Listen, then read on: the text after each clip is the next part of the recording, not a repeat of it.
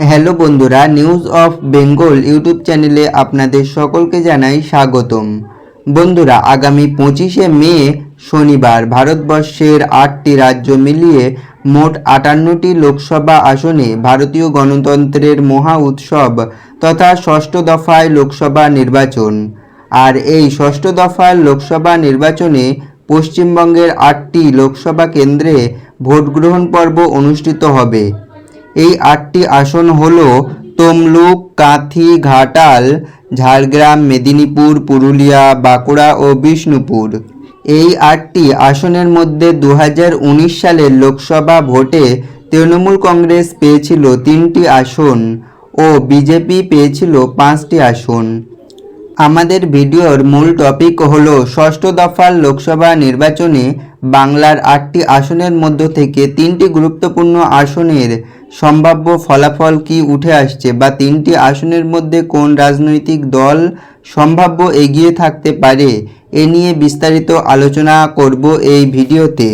তো অবশ্যই ভিডিওটি স্কিপ না করে সম্পূর্ণ ভিডিওটি দেখার চেষ্টা করবেন।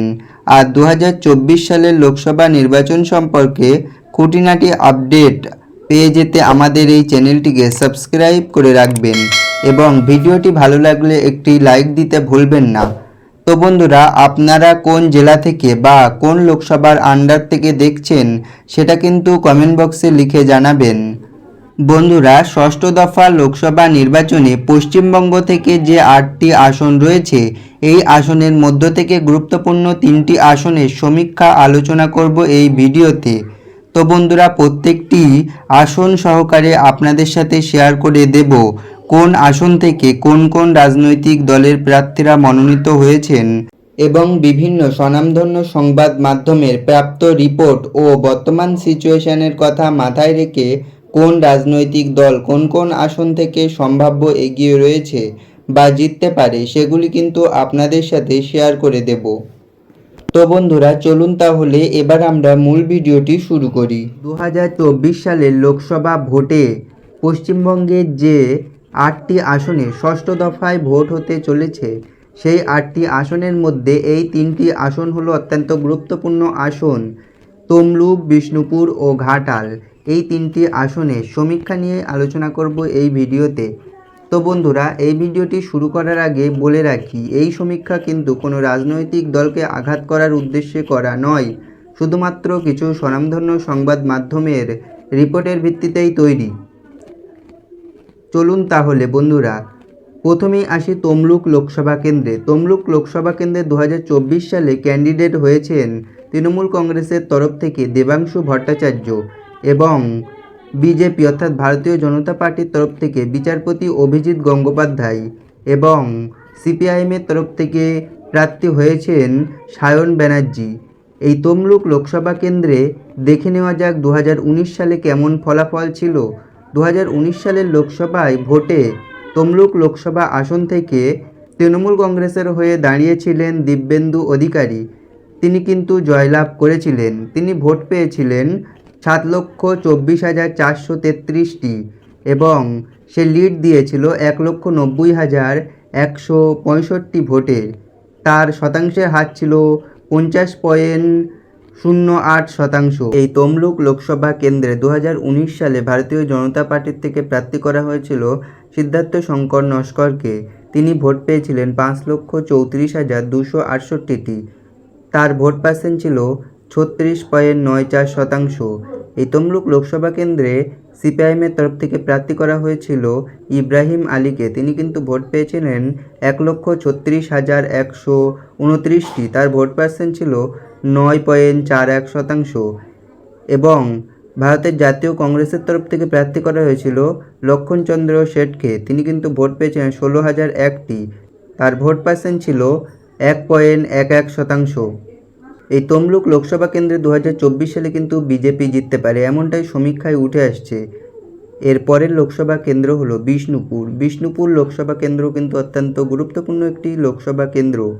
এই বিষ্ণুপুর লোকসভা কেন্দ্রে 2024 সালে তৃণমূল কংগ্রেসের তরফ থেকে প্রার্থী করা হয়েছে সুজাতা মণ্ডলকে এবং ভারতীয় জনতা পার্টির তরফ থেকে প্রার্থী করা হয়েছে সৌমিত্র খান এবং সিপিআইএমের তরফ থেকে প্রার্থী করা হয়েছে শীতল কায়ভট্ট। এই বিষ্ণুপুর লোকসভা কেন্দ্রে 2019 সালে ফলাফল কেমন হয়েছিল সেটা দেখে নেওয়া যাক। এই বিষ্ণুপুর লোকসভা কেন্দ্রে কিন্তু জিতেছিলেন সৌমিত্র খান ভারতীয় জনতা পার্টির তরফ থেকে। তিনি ভোট পেয়েছিলেন 6,57,019টি এবং লিড দিয়েছিলেন 78,047টি। তার ভোট পার্সেন্ট ছিল 46.25%। এই বিষ্ণুপুর লোকসভা কেন্দ্রে তৃণমূল কংগ্রেসের হয়ে প্রার্থী হয়েছিলেন শ্যামল সন্তরা। তিনি ভোট পেয়েছিলেন 5,78,972টি। তার ভোট পার্সেন্ট ছিল 40.75%। এবং কমিউনিস্ট পার্টির তরফ থেকে প্রার্থী ছিলেন খান সুনীল। তিনি ভোট পেয়েছিলেন 1,02,615টি। তার ভোট পার্সেন্ট ছিল 7.22%। এবং জাতীয় কংগ্রেসের তরফ থেকে প্রার্থী হয়েছিলেন খান নারায়ণ চন্দ্র। তিনি ভোট পেয়েছিলেন 17,932টি। তার ভোট পার্সেন্ট ছিল 1.26%। এই বিষ্ণুপুর লোকসভা কেন্দ্রে কিন্তু জিততে পারেন বিজেপি, অর্থাৎ সৌমিত্র খান এবারেও জিততে পারে এমনটাই সম্ভাবনা। তো বন্ধুরা, এর পরের লোকসভা কেন্দ্র হলো ঘাটাল। ঘাটাল কিন্তু অত্যন্ত গুরুত্বপূর্ণ একটি কেন্দ্র। এই ঘাটাল লোকসভা কেন্দ্রে 2024 সালে প্রার্থী করা হয়েছে তৃণমূল কংগ্রেসের তরফ থেকে দীপক অধিকারী অর্থাৎ দেব, অভিনেতা দেবকে। এবং ভারতীয় জনতা পার্টির তরফ থেকে প্রার্থী হয়েছেন হিরণ চট্টোপাধ্যায়, ইনিও কিন্তু একজন অভিনেতা।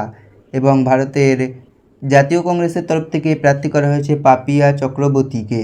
এই ঘাটাল লোকসভা কেন্দ্রে 2019 সালে কেমন ফলাফল ছিল সেটা দেখে নেওয়া যাক। 2019 সালে ঘাটাল লোকসভা কেন্দ্রে কিন্তু জিতেছিলেন দীপক অধিকারী অর্থাৎ দেব কিন্তু জিতেছিলেন তৃণমূল কংগ্রেসের তরফ থেকে। তিনি ভোট পেয়েছিলেন 7,17,959টি ভোট এবং সে লিড দিয়েছিল 1,07,973টি। তার ভোট পার্সেন্ট ছিল 48.22%। এই ঘাটাল লোকসভা কেন্দ্রে ভারতের জনতা পার্টির তরফ থেকে প্রতিদ্বন্দ্বিতা করেছিলেন ভারতী ঘোষ। তিনি কিন্তু ভোট পেয়েছিলেন 6,09,986টি। তার ভোট পার্সেন্ট ছিল 40.97%। এবং সিপিআইএমের তরফ থেকে প্রার্থী হয়েছিলেন তপন গাঙ্গুলি। তিনি কিন্তু ভোট পেয়েছিলেন 97,060টি। তার ভোট পার্সেন্ট ছিল 6.52%। এবং কংগ্রেসের তরফ থেকে প্রতিদ্বন্দ্বিতা করেছিলেন খন্দকার মোহাম্মদ সাইফুল্লাহ। তিনি ভোট পেয়েছিলেন 32,839টি। তার ভোট পার্সেন্ট ছিল 2.21%। এই ঘাটাল লোকসভা কেন্দ্রে 2024 সালের ভোটে কিন্তু জিততে পারেন তৃণমূল কংগ্রেস, এমনটা উঠে আসছে সমীক্ষায়। তোরা এই ছিল আজকের আপডেট। ভিডিওটি ভালো লাগলে একটি লাইক করবেন এবং চ্যানেলে নতুন এসে থাকলে চ্যানেলটিকে সাবস্ক্রাইব করে রাখবেন। সকলকে ধন্যবাদ। আবার দেখা হবে পরের একটি ভিডিওতে।